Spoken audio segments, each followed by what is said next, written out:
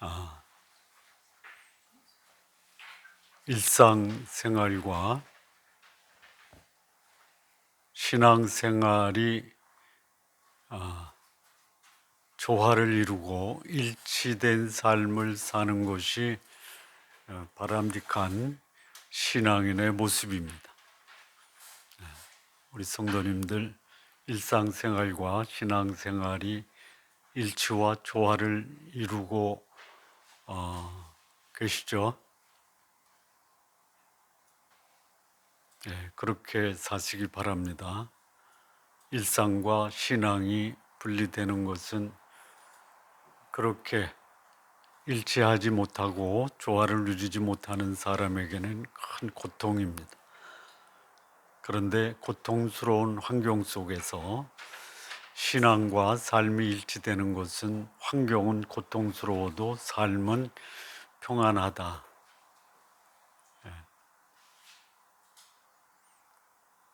광야 생활이 40년이거든요. 광야 생활은 한마디로 고난의 여정이다. 그러니까 신앙인의 삶은 고난의 여정이다. 선택이 아닙니다. 주어진 삶이 고통이다라는 거예요. 그래서 우리는 인생을 고해라고도 합니다. 고해 또는 광야라고도 합니다.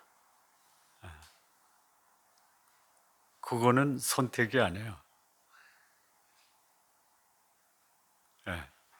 그런데 선택도 아니고 고통이 내 삶의 일상인데 그 삶에서 우리가 소망할 수 있는 그 대상이 있고 우리를 보호하고 인도하는 전능자가 있다라는 것이 복입니다. 그런데 삶이 고달프다고 소망도 포기하고 우리를 보호하고 우리를 사랑하고 인도하는 그분마저도 포기하면 우리 삶은 뭐가 돼요? 현실도 고통, 미래도 깜깜. 근데 이런 삶이 하나님 안 믿는 사람에게는 뭐 그러려니 운명으로 받아들이고 가는데요. 하나님 믿는 사람은 그게 운명이 아니죠. 하나님을 믿는 신앙인은 운명을 거스리는 사람입니다.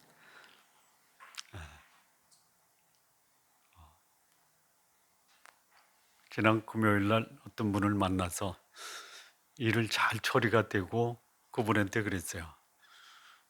제가 목사라는 것을 아니까 제가 하나 말씀을 드려도 됩니까? 그랬더니 그분이 뭐라고 하냐면요. 저보고 교회 다니라고 하지 마세요.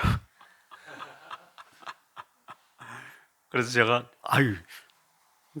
교회 다니라는 말씀은 안 드리고요. 저하고 천국 같이 가셨으면 좋겠어요. 그랬더니 가고 싶어 이러더라고요.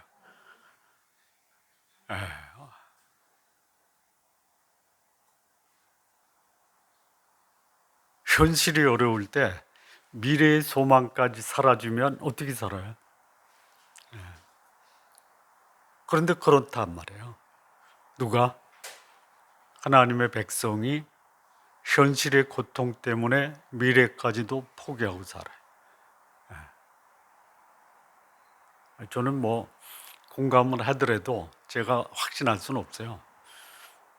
유튜브에서 어느 분이 그런 말을 하더라고요. 교회 다니는 사람의 대부분이 천국 못 간다.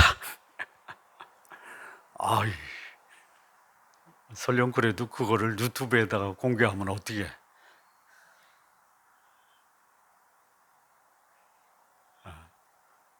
근데 그게 전혀 근거 없는 말이 아니에요. 여기 그 히브리서의 내용이 뭡니까? 예? 히브리 그리스도인들이 모세와 율법과 전통을 따르다가 그야말로 새로운 언약의 복음을 듣잖아요. 회개하고 믿음으로 예수를 영접했는데 그 삶이 결코 만만하지가 않아요. 그 소위 자기 동족에게는 배척당하고 권력 앞에서는 핍박을 받으니까 이 삶이 너무 공고한 거예요. 그래서 현실을 그나마 좀 배척과 핍박을 받지 않는 환경 속에 살고자 해서 과거에 그들이 따랐던 율법, 전통, 모세 따라가는 거예요. 신앙생활 생명력 있게 살려면 어떻게 하면 돼요? 그렇게 하시고 싶잖아요. 신앙생활이 수동적으로 끌려다니고 마지못해 마음의 평강과 기쁨이 없이 습관적으로 하는 그런 종교생활과 같은 신앙생활을 하는 분들도 있어요. 그런데 그런 소위 타성, 전통, 율법, 감격이나 기쁨이 없이 생활하는 그런 신앙생활을 기쁨과 즐거움과 생명력이 넘치고 내 삶 속에 소망이 넘치는 삶을 살려면 어떻게 해야 돼요? 하고 싶죠? 이거예요. 아는데 못하는 거예요. 여기 축복의 길이 있고 여기 저주의 길이 있어요. 길이 있어요. 그리고 이 축복의 길을 가면 여기는 축복이 있고요. 저주의 길을 가면 여기 저주가 있어요. 축복과 저주 뭘 선택하실래요? 그런데 축복의 길이 있고 저주의 길이 있으면 무슨 길을 가세요? 저주의 길을 가면서 축복을 기대해요. 안 되죠? 축복의 길을 가는데 그 끝에 저주 있는 거 아니야? 라고 걱정하는 사람도 있어요. 축복의 길을 가면요, 축복이에요. 저주의 길을 가면 저주예요. 복과 저주가 내 앞에 있다. 복된 길을 가는 게 좁은 길이에요. 저주의 길을 가는 게 넓은 길이에요. 넓은 길을 가면서 그 끝에 축복이 있기를 기대해요. 그러면 이거는 축복과 저주를 예비하신 그 하나님을 소위 말하는 모독하는 거예요. 만월히 여긴다고 그러죠.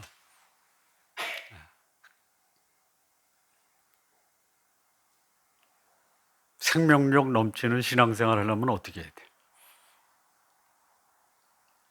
그냥 생각만 하세요. 내 백성이 지식이 없는 고로 망한다 이거예요.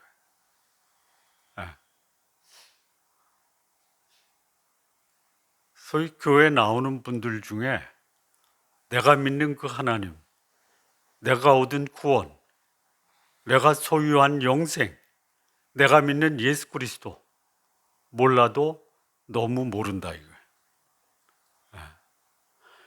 분명하고 확실한 복음의 진리를 알고 있어야 돼요. 알고 있는 것까지는 부족합니다. 그래도 정확한 복음의 진수를 알아야 돼요. 어느 이단에서는 깨달으면 구원받는다고 그래요? 깨달으면 구원받아요. 그래서 그들에게는 언제, 어디서, 어떻게 깨달았냐? 그리고 끝이에요.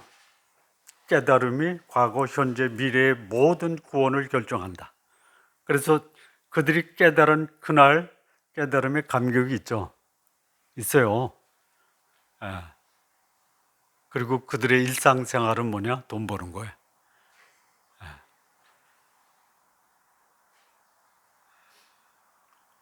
자, 두 번째 뭐가 있을까요? 생명력 넘치는 신앙생활을 하기 위해서는 그 깨달은 지식에 근거해서 그 말씀이 내 삶 속에 경험적으로 체험이 돼야 돼. 영적 체험이라고 그래요. 하나님이 전능하시죠? 믿으시나요? 그러면요, 전능하신 분이 내 문제 해결할 수 있어요? 그걸 경험해야죠. 경험하십니까? 그래서 내 마음을 감격하게 하는 하나님의 능력이 체험돼야 돼요. 우리끼리 얘기니까요. 제가 하나님 믿잖아요. 알고 있잖아요. 4년 동안 그 끌어왔던 그 세금 문제가 비로소 해결이 됩니다. 그 감격 아세요? 이 말로 표현할 수가 없어. 그 하나님을 내가 몰랐기 때문에 감격이 없는 거 아니에요.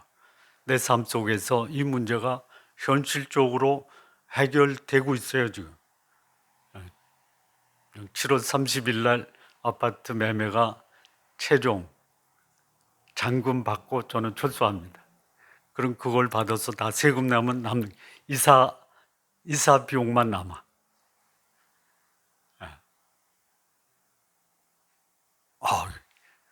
그야말로 요즘에 잠잘 때 마음고생 안 하고 자.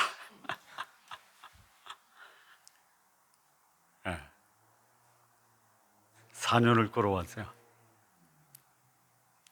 이런 영적 체험이 있어야 돼요. 뭐예요? 하나님이 내 삶에 관여하셔서 내 문제 해결해 주셨다. 여러분, 이스라엘 백성이 출애굽에서 광야 생활 40년 전에 뭘 경험했어요? 홍해. 그 경험이 어떤 경험이에요? 이거는 소위 상상을 초월하는 하나님의 능력이 삶 속에서 드러난 거 아니에요. 이런 경험이 있어야 돼요. 저도 각오 많았어요. 그런데 오늘의 문제 앞에서 이게 해결될 때까지는 초긴장이에요.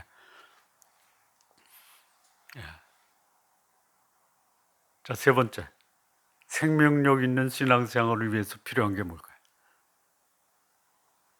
세 번째는 뭐냐면요.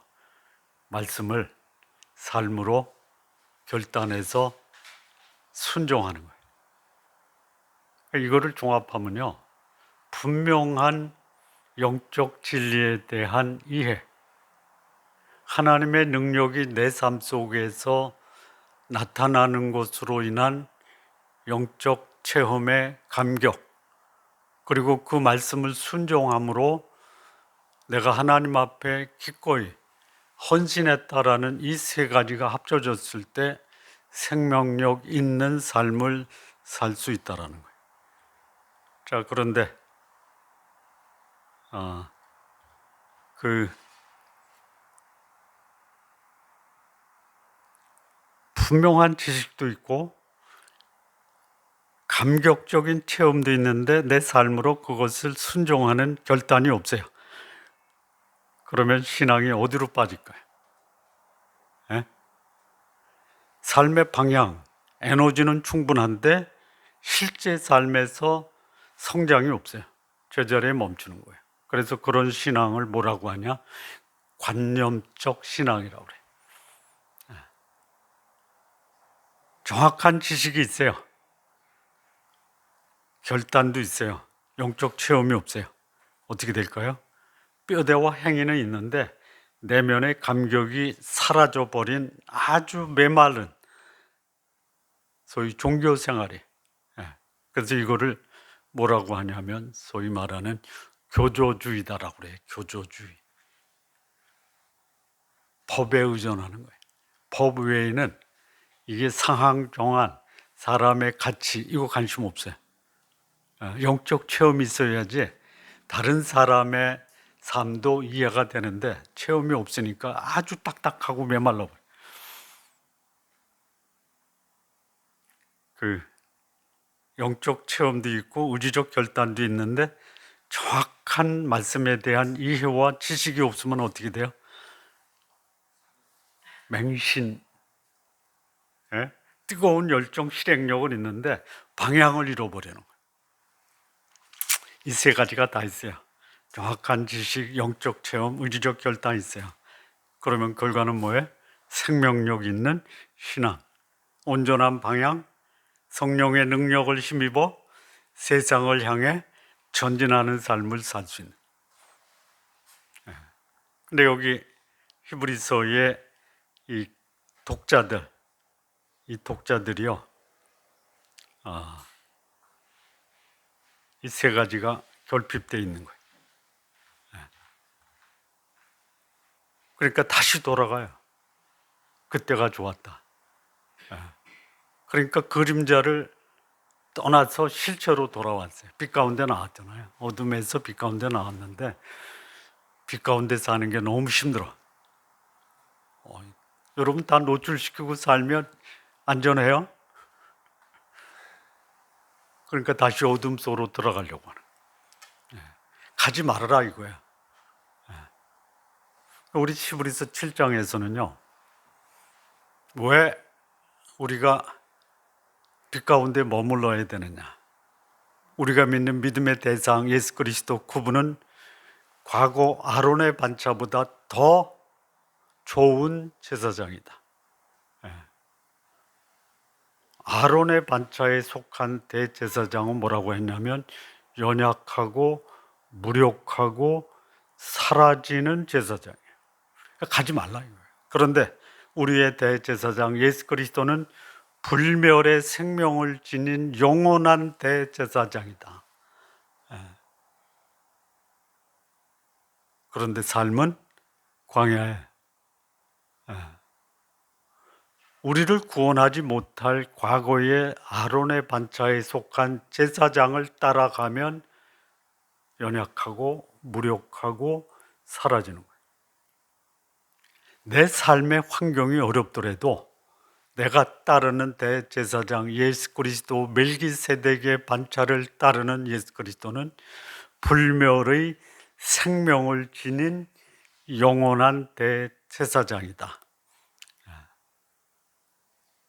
자, 8장에서는 뭐가 나왔냐면요. 예수 그리스도가 가지고 있는 더 좋은 언약. 율법의 한계를 넘어서는 언약의 중보자. 예수 그리스도예요.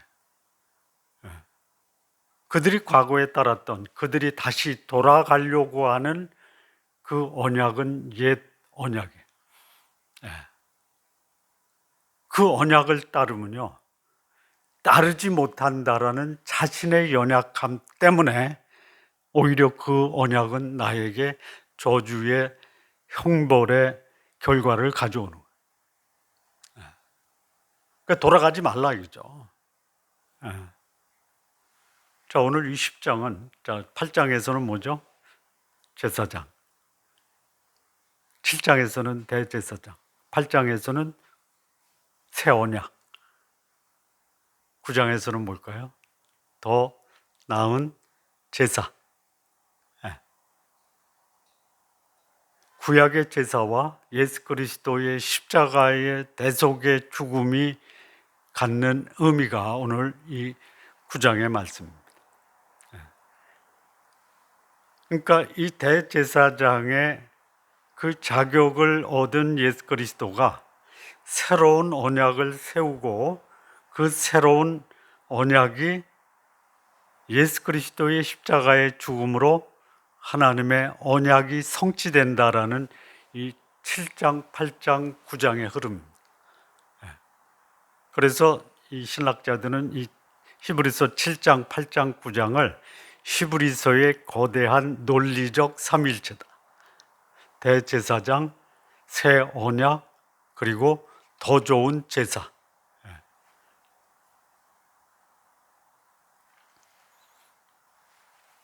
그 주보에 보면 9장 전체를 자세하게 제목만 썼는데요. 그 자세하게 제목만 쓴 것을 더 줄여서 5가지로 좀 줄여보겠습니다.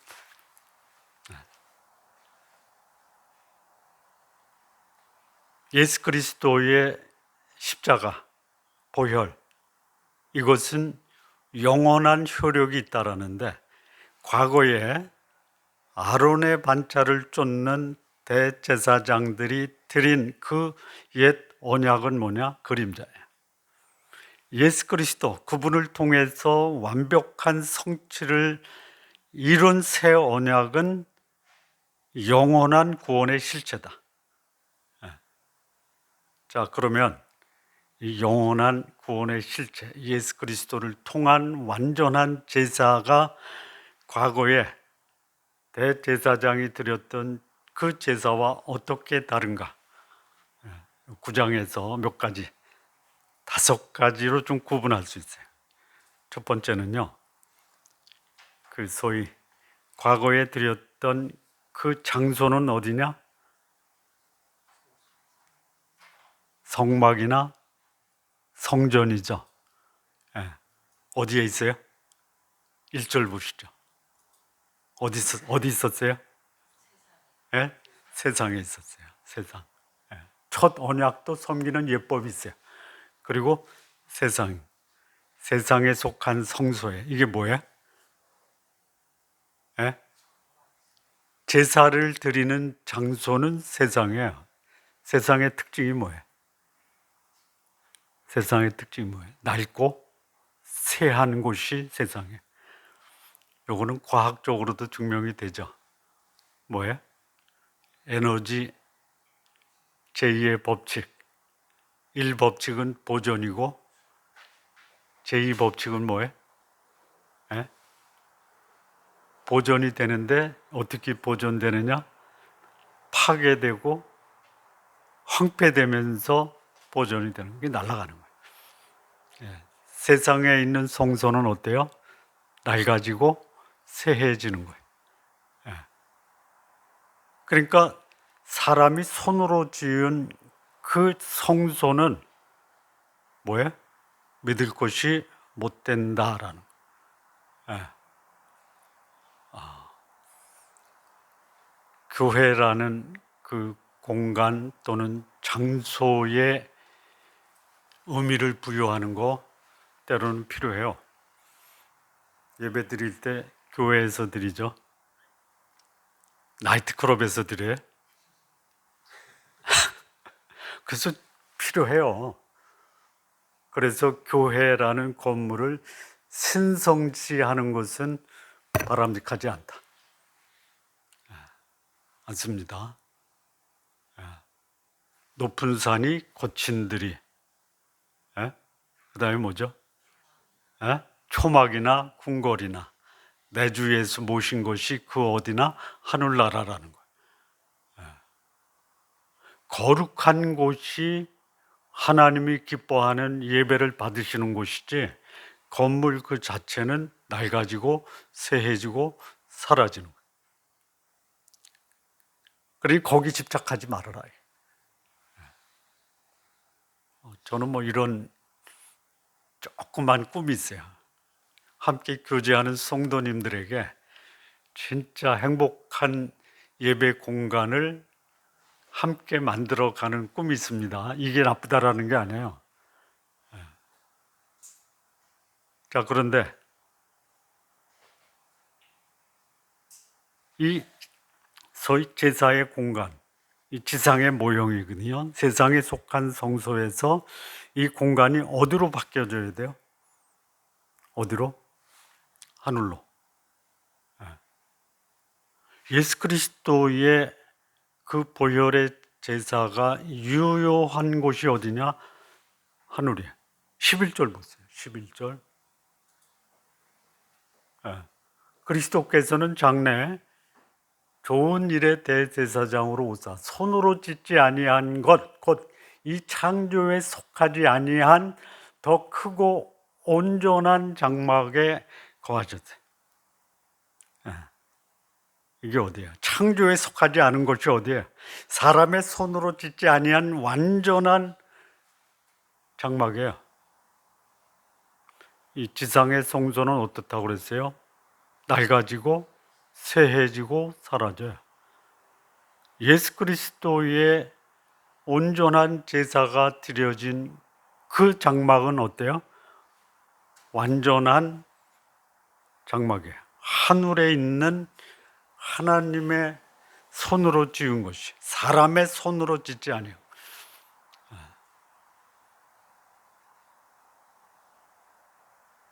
예수 그리스도의 십자가의 보혈은 지상에서 천상으로 옮겨진 것입니다.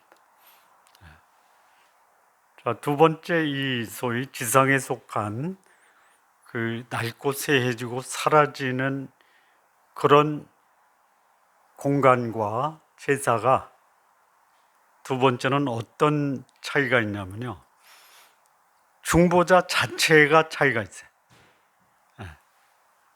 인간 대제사장 9절 한번 보세요. 9절. 여기 대제사장, 예물과 제사는 섬기는 자를 그 양심상 온전하게 할 수 없다. 소위 인간 대제사장 있잖아요. 유한하고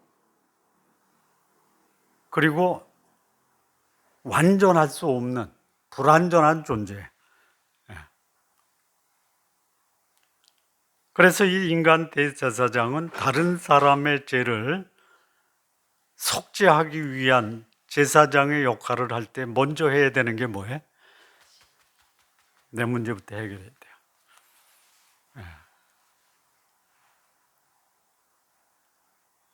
사람 의지하지 마세요. 다 연약하고 부족한 존재.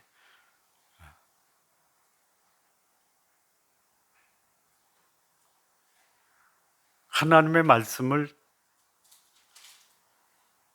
가르치고 전한다라는 그 직무는 소중한데요. 직무가 소중하기 때문에 그 사람이 그 직무에 합당한 소위 완벽한 존재는 아니다라는, 사람을 기대하지 마십시오.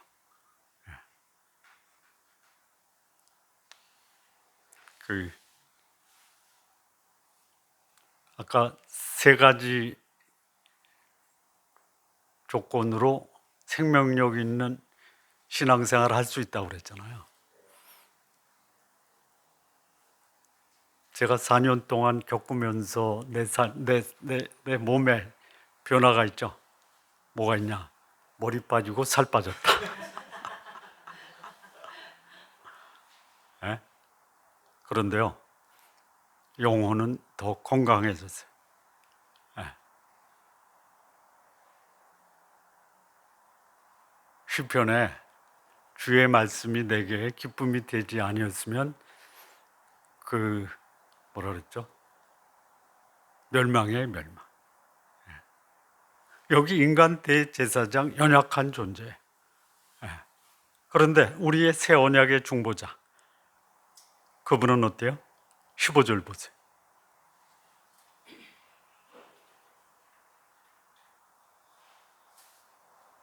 그는 새 언약의 중보자신데요, 첫 언약 때에 범한 죄에서 속량하시고 주구사 부르심을 입은 자로 하여금 영원한 기업의 약속을 얻게 하려 하십니다. 예수 그리스도 새 언약의 중보자는요, 죄가 없으시고요, 영원히 살아 계셔서 그 직분이 전혀 소멸되지 않은 영원한 중보자입니다. 우리 믿음의 대상이 누군지를 제대로 알 때 우리의 신앙생활이 더 견고해질 수 있다는 거예요. 구약과 신약, 대제사 아론의 반차와 멜기세덱의 반차의 결정적인 차이는 뭐냐? 죽음에서 영원으로 해.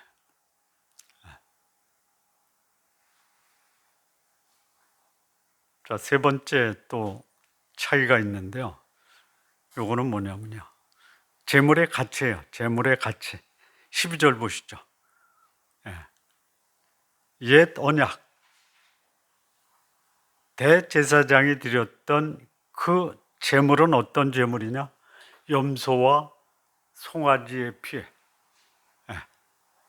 소위 인간의 죄를 근본적으로 제거할 수 없는 짐승의 피.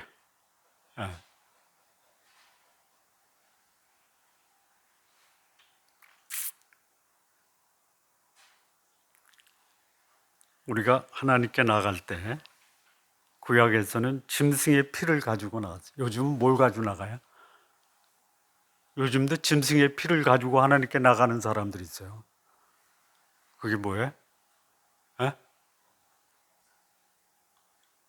그거 가지고 나가지 마세요. 돈 가지고 하나님께 제사 드리려고 하는 사람 끊임없이 강조해요. 여기 강대상에서. 에? 하나님께 나올 때 빈손으로 나오지 않고 빈손으로 나오세요.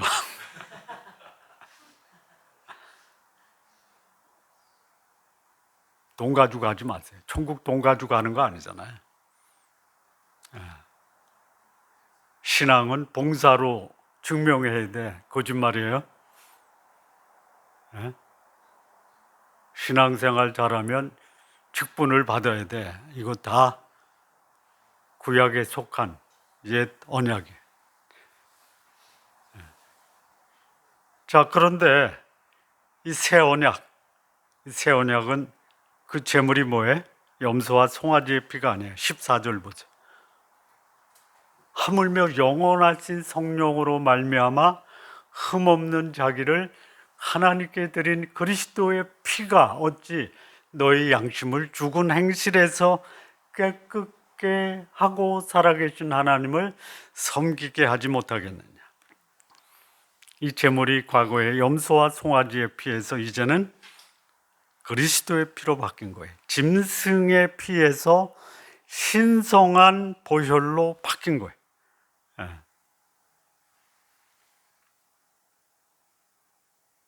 이 피가 하나님과 인간의 단절된 관계를 이어주고 인간의 어둡고 추한 그 죄를 대속하신 거예요.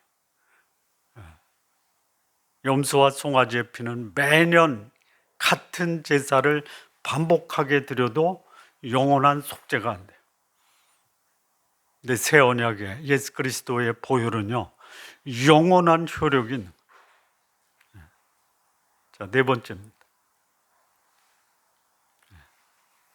그 제사가 가지고 있는 소위 빈도라고 할까요? 얼만큼 드려야 되느냐. 옛 언약에 속한 제사는 9장 25절 보세요. 25절. 대제사장이 해마다 다른 피로서 성소에 들어가는 것 같이 자주 자기를 드리려고 아니하실지니. 구약의 대제사장은요, 해마다 반복되는 거예요. 왜요? 제 문제가 완전히 해결이 안 됐다라는 거예요. 불완전한 제사예요.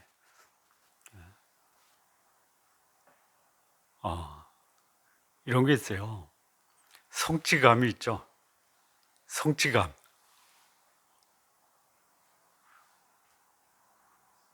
목표를 정해놓고 달성하면 감격이 있죠. 달성했어요. 어때요? 에? 왜 허탈해. 보람이 있지.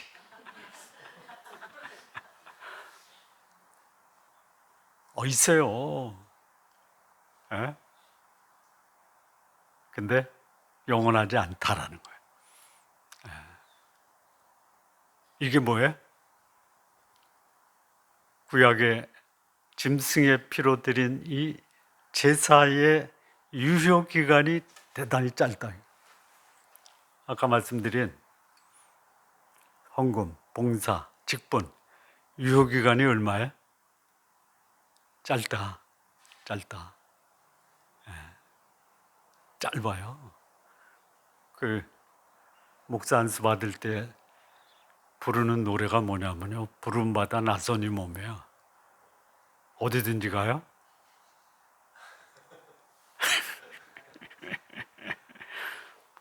안수 받을 때는 그럴 것 같아요.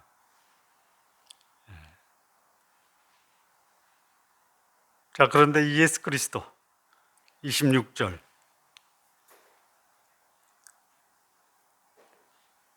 이제 자기를 단번에 제사를 드려 죄를 없이 하셨어요.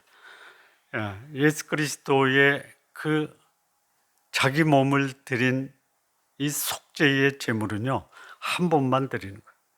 한 번. 28절 보실래요? 단번에 드리셨어요. 단번에 드리신 예수 그리스도의 보혈의 제사는 한 번 드림으로 영원한 거예요. 완전한 성취라는 거예요.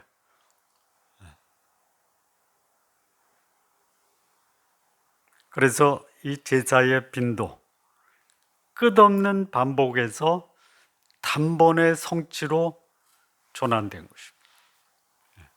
그러니 한 번 해서 완전한 것으로 우리가 그 안에 머물러야지 불완전한 제사, 반복적인 제사, 그리고도 여전히 제2의 굴레에서 벗어나지 못하는 과거로 돌아가지 말아라 이거예요.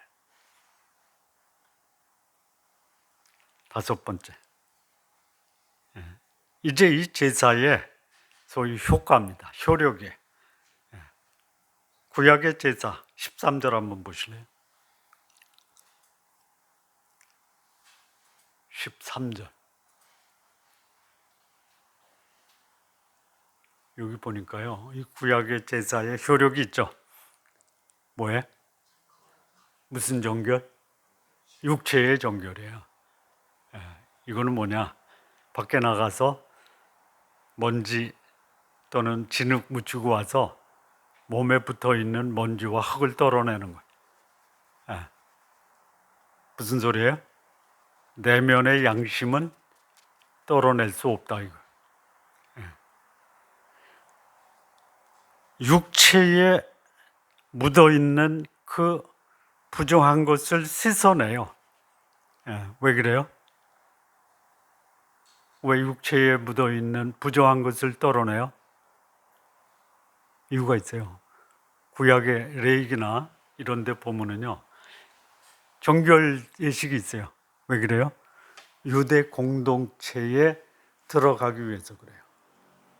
그러니까 이 구약의 이 제사는 소위 공동체의 조건을 허락하는 외면적 효과가 있는 거예요. 똑같은 죄를 반복하면요, 똑같은 제사를 반복해야 돼요. 그러니까 이 구약의 제사는 뭐야? 유효기간이 대단히 제한되어 있다. 일시적인, 임시적인 제사예요.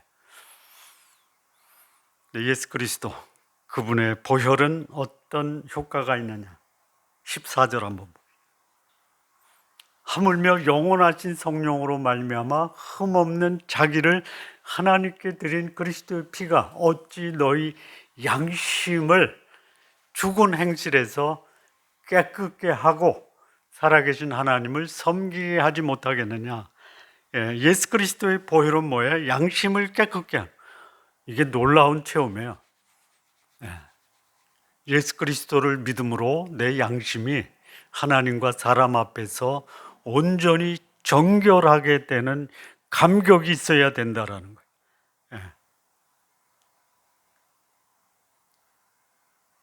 전에도 말씀드렸다시피 우리가 구원을 받았다라는 것이 어디로부터 태어나는 거예요?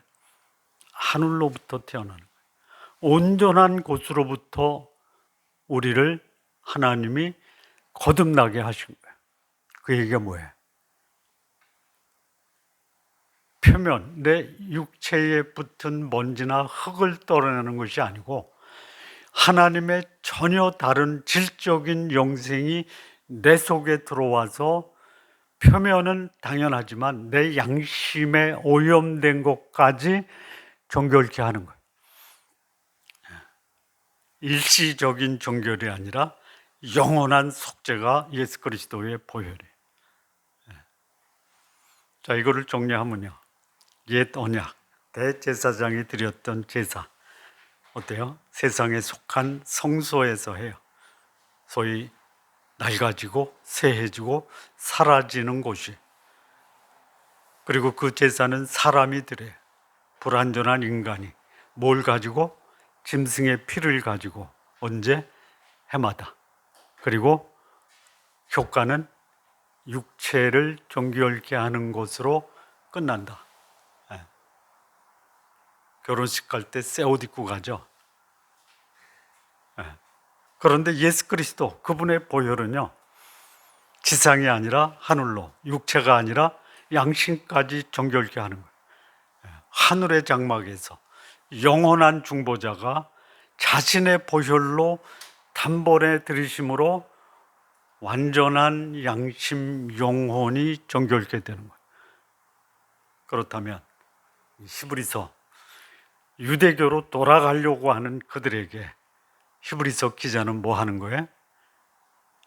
그리스도의 보혈은 단순히 종교적 교제, 유대교에서 그리스도교로 교체하는 단순한 전환과 교환이 아니다. 이것은 땅에서 하늘로, 육체에서 영혼으로, 그리고 임시가 완전한 것으로 바뀌는 전환이 바로 예수 그리스도의 제사 보혈의 능력이다. 그러니 그리스도가 단번에 자기 피로 영원한 속죄를 이루셨다면 이제는 그림자 시대 끝났다. 이제는 온전한 하나님이 우리에게 주어졌다. 그래서 이제는 환경의 변화가 아니라 내 영혼과 양심의 변화가 돼서 살아계신 하나님 앞에 내 삶을 드리는 삶, 우리는 살 수 있다. 그러니 돌아가지 말아라. 빛 가운데 있는 우리, 과거의 그림자 속으로 돌아가지 말아라. 그림자에 속한 장막이 거치고 빛에 속한 그 실체 속에 거하고 있는 우리, 그 안에 머물러 하나님이 주신 영원한 생명력 넘치는 하나님을 믿는 신앙생활, 이것이 오늘 우리가 살아야 될 본분이다라는 것이, 그리스도께서 단번에 자기를 제물로 드려 죄를 없이 하시려고 세상 끝에 나타나셨어요. 우리는 더 이상 땅의 모형에 머물러 있어서는 안 되는, 단번에 그리고 영원히 흘리신 그 예수 그리스도의 보혈, 그분의 힘을 힘입어 우리는 하나님 보좌에 당당히 나갈 수가 있습니다. 우리 성도님들, 오늘 광야 바다를 거닐 때 예수 그리스도 그분을 의뢰함으로 당당히 하나님 앞에서 살아가시는 성도님들 되시기 바랍니다. 기도하시겠습니다. 하나님 아버지, 감사합니다. 우리 주 예수 그리스도, 우리의 대제사장, 영원한 우리의 구속자, 영생을 주신 그분을 우리가 믿음으로 오늘의 삶, 생명력 넘치는 삶 살아갈 수 있도록 역사하여 주옵소서. 예수님의 이름으로 기도합니다. 아멘.